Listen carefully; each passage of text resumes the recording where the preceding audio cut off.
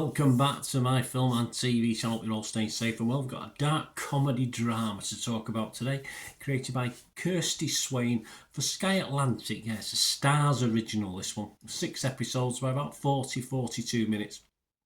We're going to look at something that's called Sweetpea. Yes, I've called people Sweetpea. I'm not too sure I'll call this young lady Sweetpea, what she gets up to, but yeah, we'll talk about that. It's an adaptation of the book of the same name by C.J. Skews. So if you've read that, let me know what you thought. Let me know how it compared to the book. That'd be great to know.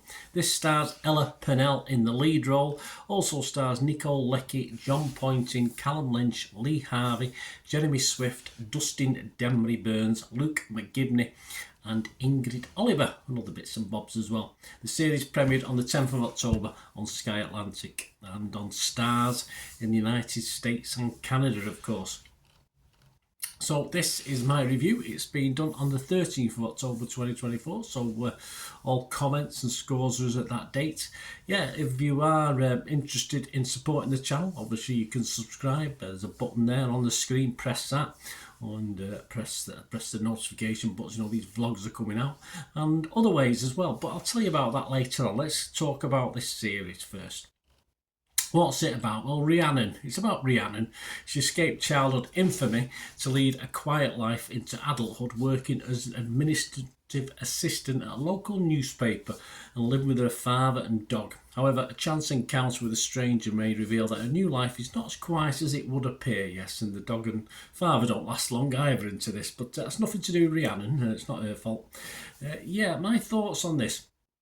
Ella Purnell, very, very watchable, very good, a great lead for this. But for me, this perhaps didn't hit the levels as a series of dark comedies of a very similar genre. It felt a little long at times, which is never a good sign with something like this. Though a really good soundtrack helped at times make some moments a bit more bearable. The dark humour itself, though, I thought was pretty weak, certainly not on a par with other dark comedy thrillers I've watched over the years, and it just really becomes a killer drama. And for me, that was just not enough to make it stand out above the ordinary, and it saves the best drama till the very last episode for me as well. Overall, it doesn't add much to this genre, as I said. A shame, as Ella Purnell needs a little bit more to work with. She's an excellent lead, but I just thought give a little bit more to get a teeth into, or get a knife into, whichever way you want to look at it. I thought it was okay, don't get me wrong, it's okay, but I'd hoped for very good with this. I'd read a few little reviews of it and introductions in various film magazines, so I was hoping it might be a little bit better than it is. But it's okay. Yes, my scores on this, Rotten Tomatoes, I've been fresh on this. I can't be negative. But Metacritic, of course, you get an option of sitting on the fence, and that's what I did in Metacritic. I put a mixed review in. It was neither positive nor negative. As far as the score's concerned, it's certainly watchable, so I'm not going to give it any less than a 6 out of 10. I'll give this a 6 out of 10. My watchable score. It's not all about me, is it? You might think it is, but it's more about other people. Well, generally very positive. Yeah, it's got 92% positivity rating on Rotten Tomatoes, but only 12 reviews, so not a vast amount, but it's averaging 7.3 out of 10.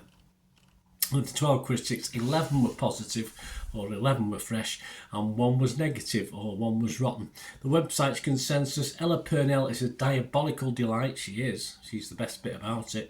In Sweetpea, they said, a revenge fantasy that holds a lot of darkness beneath its playful exterior. Darkness, but not humour in it.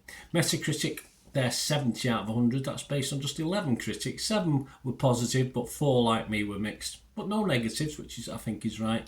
Kalia Shunyata from RogerEbert.com gave this 90. She liked it. She said, Sweetpea feels fresh from beginning to end, offering us a gripping story right down to the final episode's shocking cliffhanger. Yes, I'm sure there may be a series 2 on its way. So came from Emily Baker. She scored it 60 though. She's from the I newspapers or I website.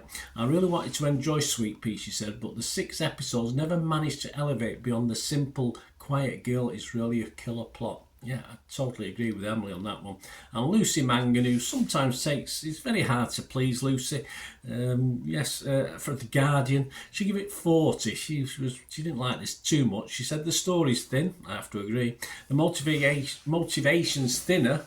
Yeah, at times, and the stakes very low. She says you don't need to have met Sweetpea in her original glorious form to find drips dull. They take care of that by themselves. So I don't think Lucy was very impressed. A bit harsh, Lucy. What about Joe Public? What about the watcher watching this one? Well, Rotten Tomatoes audience 84% positivity, so that's good. Internet Movie Database, you always have a quick look at that, don't we? Individually, the episode's rating anywhere between 7.4 out of 10 and 9 out of 10. Yeah, interestingly enough, my favourite episode, which was the last one, got an 8.5 rating. But overall, if you sort of dig below it, the overall rating is always a little bit lower than the episode ratings. And overall, with 1,000 scores and reviews left, it's getting still a healthy 7.2. So a lot of people are liking this a little bit more than me. So there you go, guys. I'd be really interested in finding out what you thought of this, and let me know, guys. And I hope you enjoyed this. If you did enjoy it, please stay tuned, and we'll tell you how different ways you can support me and support the channel. Right, a quick shout out before we go for my sponsors at the moment. Piat6505. They've got a little eBay shop. And they sell movie posters from the 1990s and 2000s, some great films, some great actors, so please check the link in the comments section below and you'll go straight to the shop. I dispatch everything between 24 and 48 hours, so if you see anything there, you want to order it, you can also mention my name. I mean, they are sponsoring me, so I do my little deal as well, so you can get 10% off.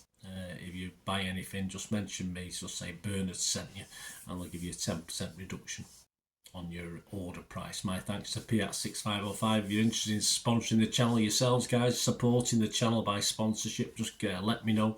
My socials are on screen there, so just contact me about that and we can have a chat. Other ways to help me out, guys, if you watch the ads, if the ads on this YouTube ads, that helps in a very little way, but it all helps. It all, watch the pennies and pounds look after themselves, they say, don't they? Or the pennies or the 10p's look after themselves. But if you watch the ads or follow the links on the ads as well, that's always a nice way to support the channel. If you sort of hang on for it, I've done that. I watched other people's and followed the ads, just something I fancied, which does happen from time to time. Of course, you can support me by pushing that subscribe button as mentioned earlier, and that of course pressing the button so you know when these vlogs are coming out. And of course I'm always interested in your opinions, and of course if you can give us a like, that'd be wonderful as well. So thanks for watching, guys. Hopefully I'll join you very, very soon with something else. Until we meet again, I'll never ask one thing, don't I? Please stay safe, everyone. Bye for now.